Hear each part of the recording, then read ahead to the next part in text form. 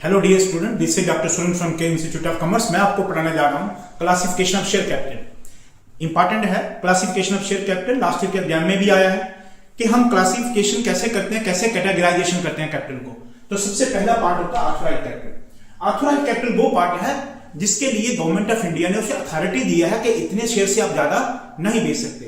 तो उसको अथॉरिटी मिला है, तो 50,000 इक्विटी शेयर 10 रुपए के हिसाब से बेच सकता है।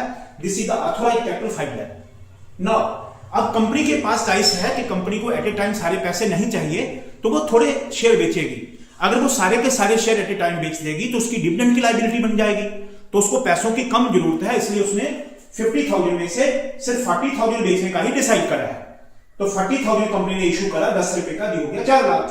अब जब कंपनी शेयर इशू करती है मार्केट में तो दो ऑप्शन बनते हैं। एक तो ये कि अगर कंपनी का रेपुटेशन अच्छा हो तो लोग ज्यादा अप्लाई कर दें, यानी कि कंपनी ने 40,000 इशू करा, लोगों ने 50 अप्लाई कर दिया, तो हो गया over subscription.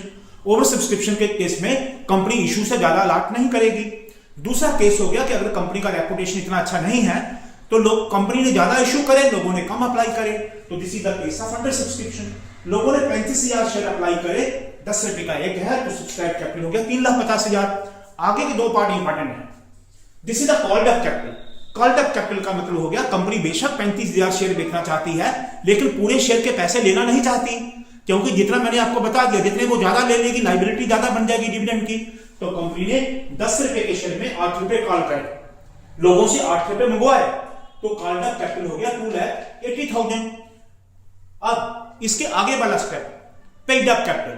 Paid up capital हो गया कि जो कंपनी ने 8 रुपए मंगवाए हैं, क्या सबने दे दिए हैं?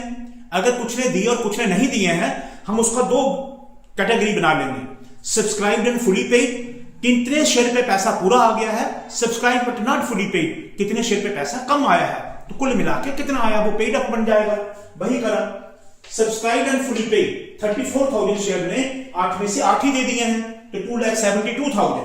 और 1,000 शेयर ऐसे हैं जिसपे कंपनी ने 8 रुपए मांगे और लोगों ने 6 ही दिए हैं, तो उनका 6,000 मिला। तो कुल मिला के हमें मिल गया 2,78,000।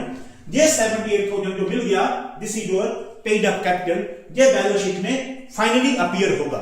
ये सारे अमाउंट हम डबल अंडरलाइन करके नो टू अकाउंट्स में छोड़ देंगे, ये बैलेंस शीट का पार्ट नहीं बनेंगे। आशा करता हूं आपको समझ आया होगा। ऐसे ही देखते रहे आगे का video, difference between comparative statement and common size statement.